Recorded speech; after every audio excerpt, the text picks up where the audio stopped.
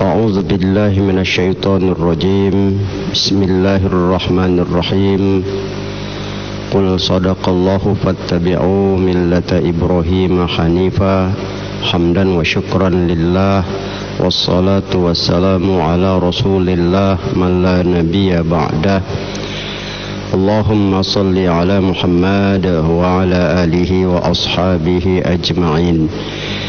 Amma ba'du, Bapak Ibu, orang-orang tua saya yang saya muliakan, hadirin dan hadirat yang berbahagia dan dirahmati Allah. Itu juga kaum muslimin dan muslimat, para pendengar dimanapun berada. Puji dan syukur marilah senantiasa kita panjatkan kehadirat Allah Subhanahu wa ta'ala, serta salawat dan salam pada Rasulullah Muhammad sallallahu alaihi wasallam yang sangatlah kita harapkan syafaat beliau di yaumil akhirah. Kita tahu di dalam kajian yang lalu bahwa mukjizat Rasulullah itu salah satu juga terbukti dari ucapannya. Salah satunya adalah kejadian terhadap anak Abu Lahab, yakni Utbah bin Abi Lahab, di mana Rasul mendoakannya dibunuh ataupun diterkam oleh singa.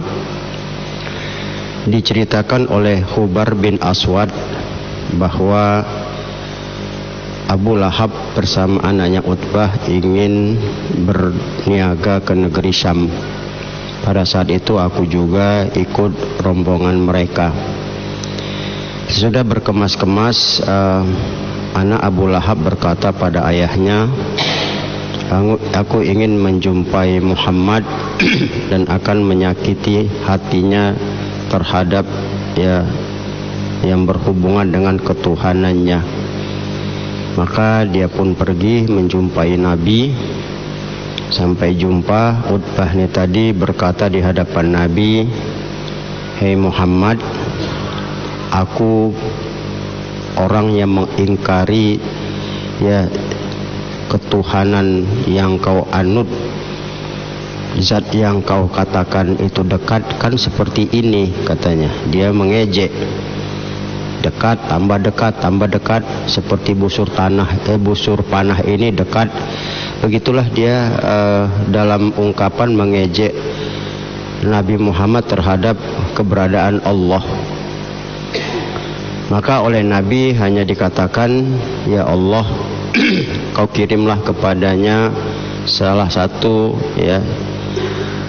anjing dari anjing-anjingmu ya Allah." Itulah doa Nabi terhadap dia.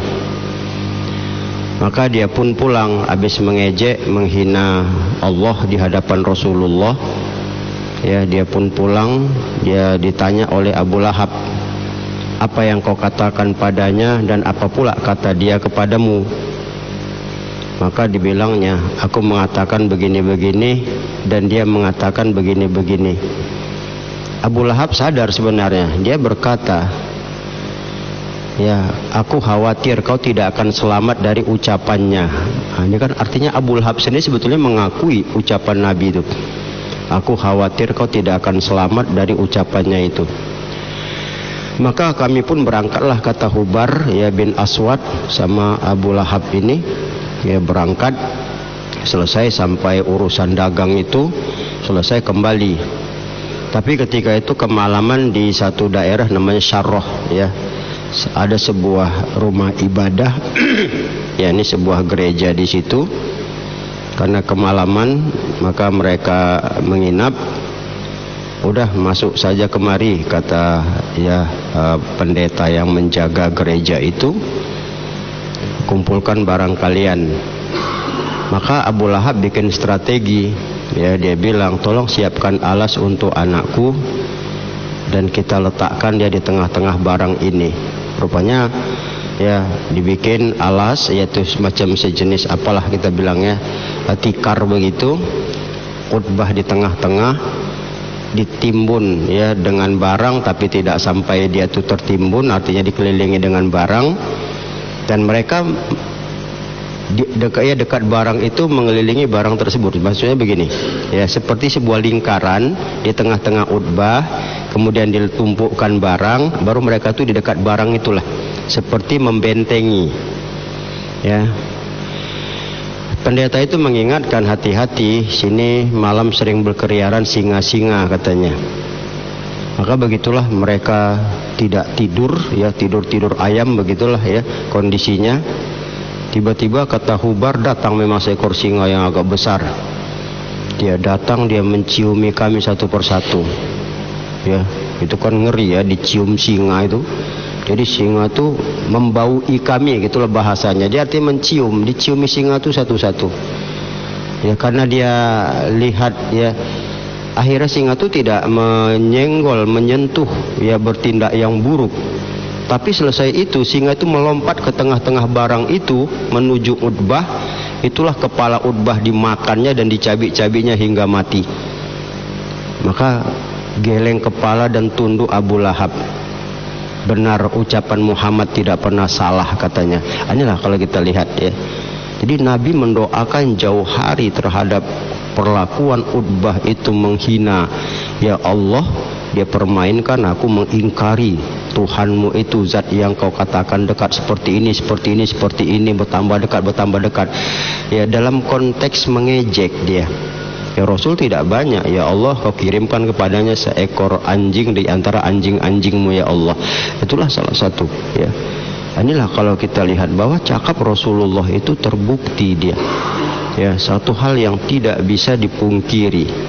Padahal orang itu pun sebetulnya sebagian besar orang-orang kafir jahiliyah itu tahu dia, termasuk Abu Lahab sendiri. Ini satu hal yang bagi kita ya, peristiwa ini menjadikan kebenaran Rasulullah itu tidak terbantahkan sebenarnya. Di riwayat lain juga diceritakan ya dari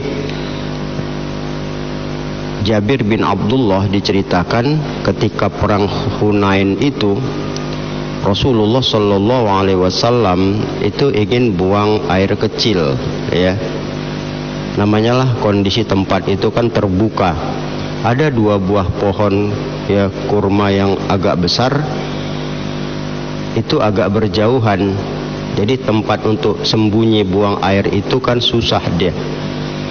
Maka Rasul mengatakan, katakan kepada pohon itu untuk merapat, kata Rasulullah. Maka dibilanglah oleh Jabir, hei pohon, merapatlah kalian.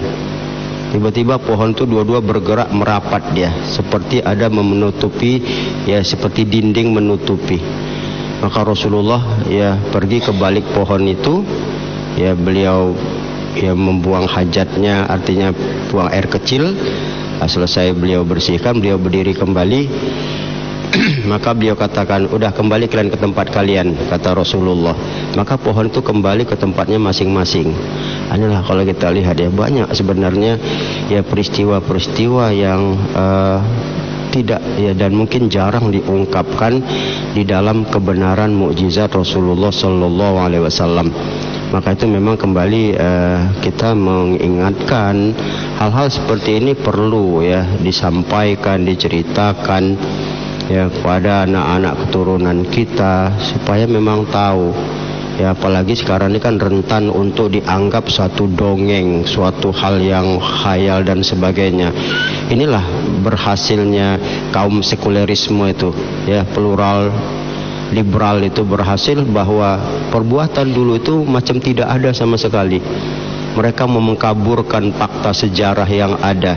Ini yang perlu kita backing ya anak-anak kita supaya betul-betul memahami ya melalui Al-Quran, hadis Rasul, kejadian-kejadian yang ada. Kalau tidak, ini sejarah bakal hilang ya. Ini akan dimusnahkan secara perlahan melalui pemikiran-pemikiran ya oleh orang liberal, kita bilang, supaya apa?